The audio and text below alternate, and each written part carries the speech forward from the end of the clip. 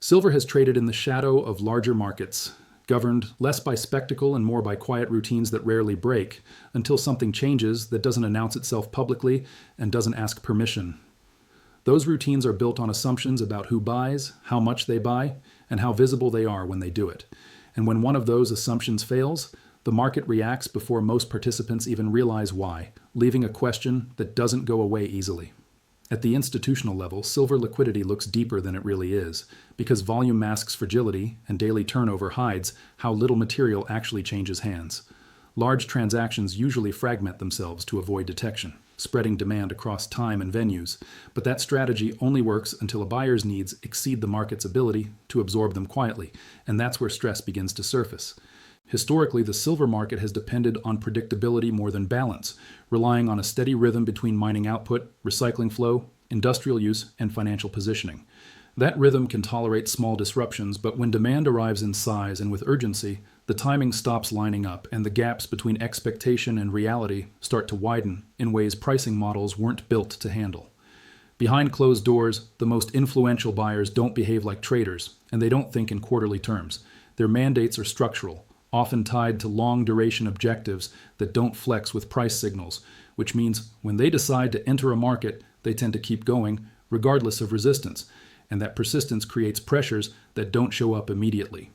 In practice, a major buyer doesn't announce itself by pushing prices higher on day one.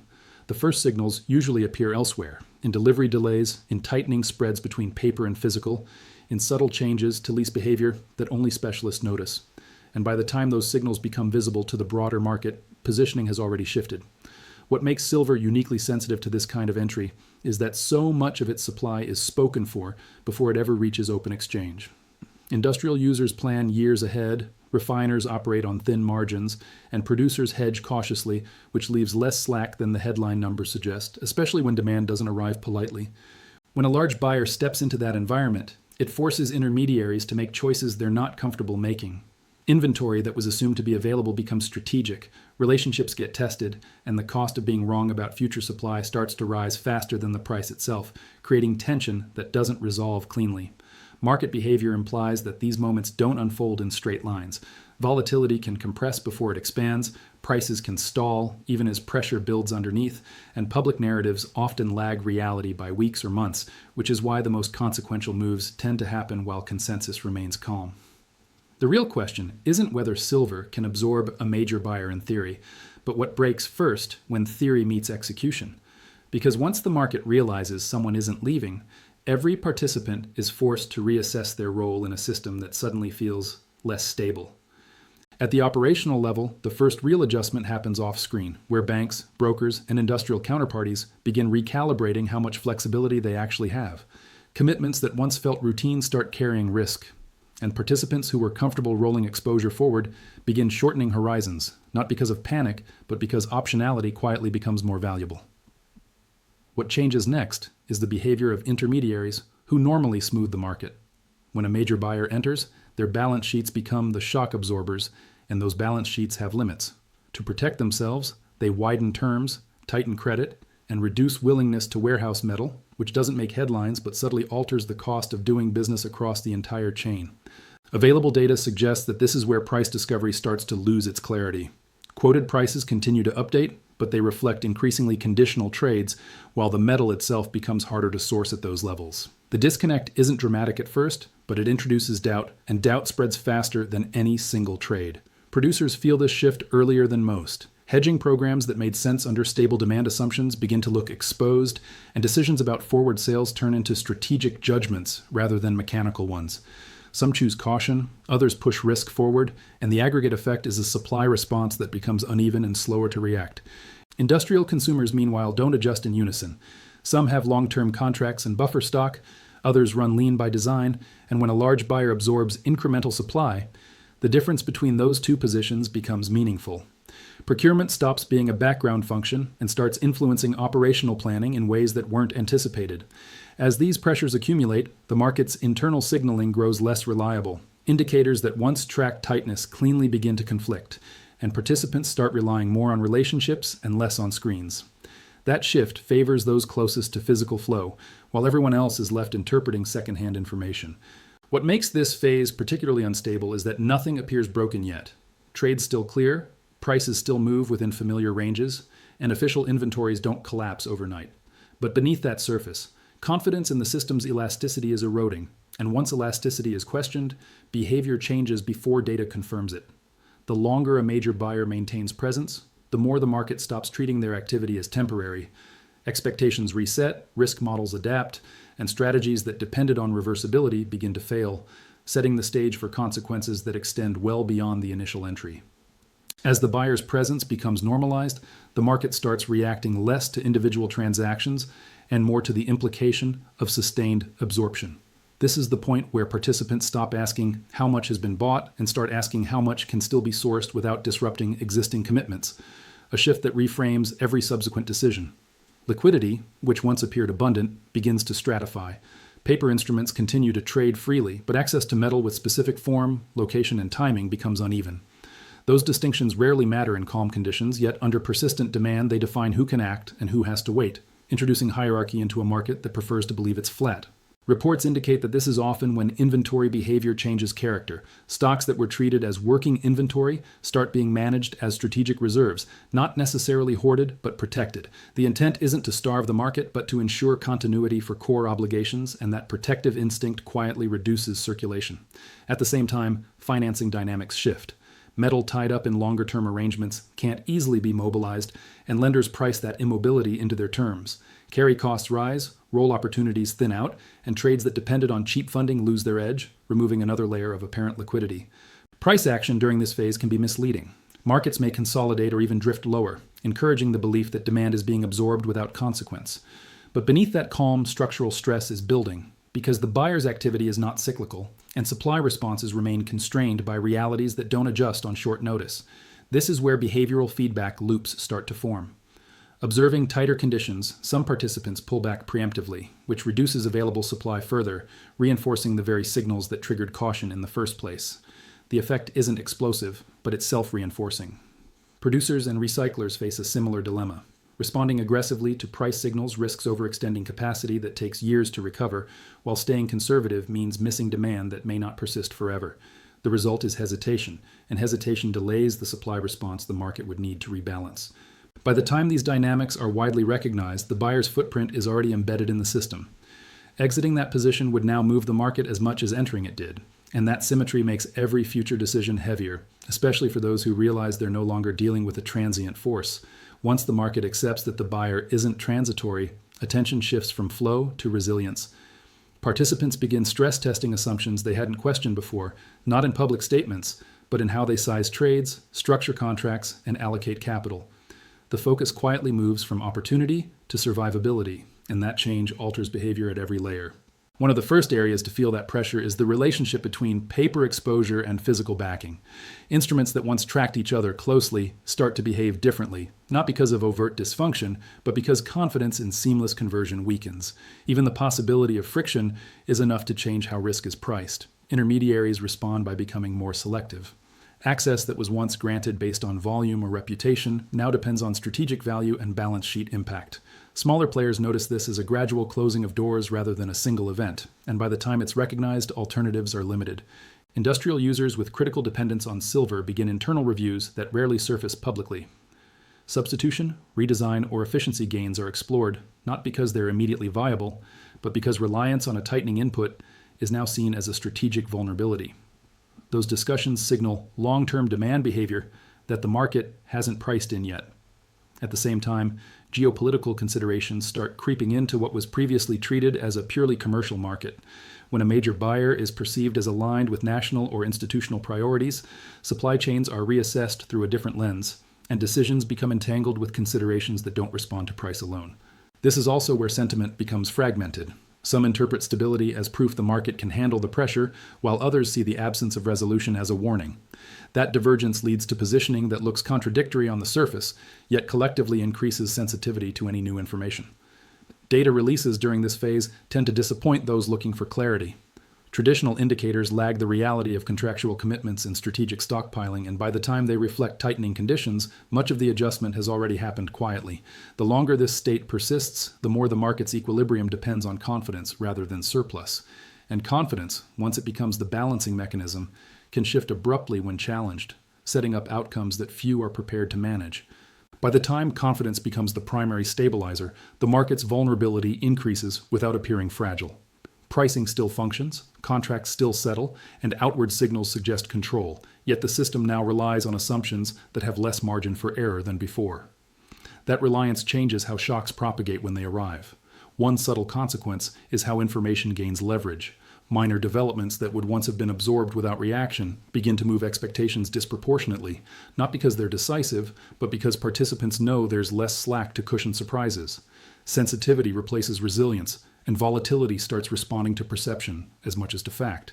In this environment, the behavior of the major buyer takes on outsized importance. Even small adjustments in their activity are scrutinized for meaning, and rumors can move positioning faster than confirmed data. The buyer doesn't need to act aggressively anymore.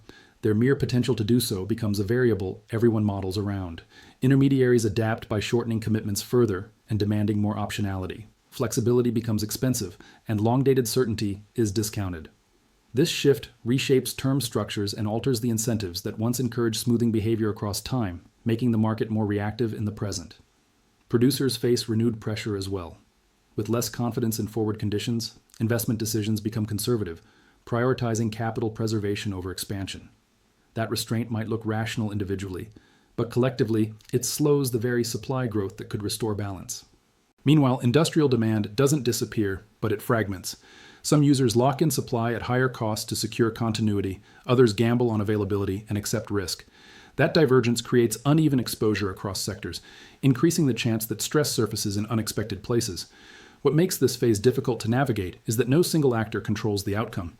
The buyer influences conditions, but so do the defensive responses of everyone else. The system becomes reflexive, with actions taken to manage risk feeding back into the pressures they're meant to avoid. As these dynamics compound, the market edges closer to a point where adjustment can no longer remain incremental. Whether that adjustment comes through price, structure, or behavior isn't immediately clear, but the path narrows as each option carries more consequence than the last. As the path narrows, the market's tolerance for ambiguity declines. Participants who once operated comfortably within ranges start demanding clearer signals, even if those signals are unfavorable. Uncertainty, which had been manageable, now carries a cost, and that cost shows up in how aggressively risk is shed. This is often when structural stress tests begin, not as formal exercises, but as real-world probes. A delivery delay here, a financing hiccup there, each event small on its own, yet collectively revealing where the system is least flexible. These moments don't break the market, but they map its fault lines. Price behavior during this phase can become erratic without becoming extreme. Moves feel disconnected from obvious catalysts, driven instead by positioning shifts and precautionary adjustments. Observers looking for a single narrative miss the point, because the market is reacting to cumulative pressure rather than news. The major buyer, intentionally or not, becomes a reference point for stability. If their activity appears steady, it reassures some participants and unsettles others, depending on whether they view persistence as support or as constraint. That dual interpretation keeps expectations polarized. Supply-side responses remain constrained by time. Even when incentives improve, new output can't materialize quickly, and recycled supply responds only within limits. This lag means the market has to resolve tension using existing resources, increasing the importance of allocation over expansion. At the same time, policy and regulatory considerations start to loom larger. Authorities don't intervene directly, but oversight intensifies, and compliance costs rise subtly. These frictions don't dominate headlines, yet they further reduce the system's ability to adapt smoothly. What emerges is a market that's still functioning, but operating closer to its thresholds. The difference between normal operations and disruption shrinks, and the margin for miscalculation narrows in ways that aren't evenly distributed among participants. When conditions reach this stage, outcomes become increasingly path-dependent. Small choices made under pressure can steer the market toward very different equilibria, and once a direction is chosen, reversing it becomes harder than anyone expects. As path dependence takes hold, the market begins to internalize its own constraints. Participants no longer assume that future conditions will resemble the past, and planning horizons shorten accordingly. Decisions become more tactical, less forgiving of error, and more sensitive to signals that once would have been dismissed. This shift alters how stress transmits across segments. A disruption in one corner no longer dissipates quietly. It echoes through financing, logistics, and pricing with minimal delay. The interconnectedness that once enhanced efficiency now amplifies fragility, even as overall activity remains orderly. The role of inventories evolves again. Holdings that were previously optimized for turnover are now managed for assurance, not speed. This doesn't require dramatic stockpiling to matter. Even modest increases in precautionary holdings can meaningfully reduce availability in a market already operating near its limits. At this point, narratives begin to diverge sharply. Some argue the system is adapting successfully, pointing to continued settlement and absence of crisis. Others focus on the loss of buffers and the growing reliance on behavior rather than fundamentals. Both views contain truth, and that tension itself becomes a driver of volatility. The major buyer's strategic position becomes more complex. Having shaped conditions through sustained presence, they now face their own constraints. Adjusting activity risks destabilizing the market they depend on, while maintaining course reinforces pressures they didn't originally intend to create. External shocks, even unrelated ones, gain the power to tip balances. Currency moves, policy signals, or shifts in adjacent markets can now influence silver disproportionately, not because of direct linkage, but because the system has less capacity to absorb surprise. What's striking is how quietly this transformation occurs. There's no single moment that marks the transition, only a gradual recognition that familiar safeguards no longer offer the same protection, and that assumptions once considered conservative now carry risk. By the time this realization becomes widespread, the market is already operating under a new set of rules, informal and unspoken, and the question shifts from whether a major buyer can change silver to what kind of market silver has become as a result. By the time the market reaches this stage, adaptation has replaced equilibrium as the organizing principle. Participants aren't waiting for balance to return, they're adjusting continuously, aware that conditions may not settle into anything familiar for some time. That mindset changes how resilience is defined. What follows is a gradual repricing of reliability. Access, timing, and certainty begin to matter as much as headline price, and contracts reflect that shift through tighter terms and fewer guarantees. The market still clears, but it does so with more friction than before, and friction accumulates quietly. The presence of a major buyer now influences expectations beyond silver itself. Adjacent markets watch closely, not for price signals, but for evidence of strain or accommodation. Silver becomes a reference point, a case study in how concentrated demand interacts with constrained supply, and those observations feed back into broader risk assessments. Internally, participants refine their strategies around survivability rather than optimization. Margins are protected, exposure is capped, and flexibility is rationed. These choices stabilize individual actors while reducing the system's collective elasticity, a trade-off that's only visible in hindsight. The buyer's role at this point is paradoxical. Their continued participation supports liquidity in one sense, yet it also anchors the market to a demand level that limits reversal. Exiting would be destabilizing, staying is constraining, and that tension defines the late-stage dynamics. Nothing about this phase requires dramatic headlines. Prices don't need to spike, inventories don't need to vanish, and yet the market is fundamentally altered. Its behavior reflects new priorities and new limits, even if its surface metrics look familiar. What ultimately emerges is a silver market shaped less by abundance or scarcity than by trust and process. When that trust is recalibrated, everything from pricing to planning adjusts around it, often before participants consciously acknowledge the shift. And once trust becomes the central variable, the consequences of challenging it extend far beyond any single buyer's actions, raising questions about how durable this new structure really is. For decades, silver was treated as a market that could absorb almost anything, with enough time and enough intermediaries. That belief rested on the idea that supply would respond, liquidity would smooth shocks, and participants would behave predictably under pressure. What changes when a major buyer enters isn't any single metric, but the validity of those assumptions. A large, persistent buyer doesn't need to dominate volume to reshape behavior. By committing demand that isn't price-sensitive in the short term, they alter how risk is distributed, intermediaries become defensive, producers hesitate, and consumers reassess dependence, not because the system fails, but because its margins shrink. The most lasting impact isn't volatility or price level, but structure. Silver begins to trade less like a commodity optimized for turnover and more like a strategic input managed for continuity. Access and reliability gain weight, and that repricing happens unevenly, favoring those closest to physical flow.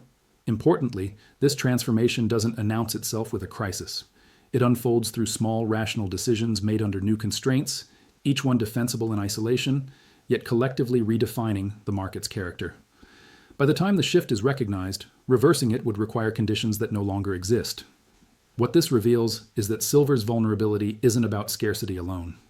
It's about how quickly confidence and flexibility can erode when demand concentrates and supply can't respond symmetrically. Once that confidence adjusts, the market behaves differently even if the numbers look the same. So when a major buyer enters the silver market, the question isn't how high prices might go or how fast. The real issue is whether the market that emerges afterward is one participants recognize or one they have to relearn how to operate within.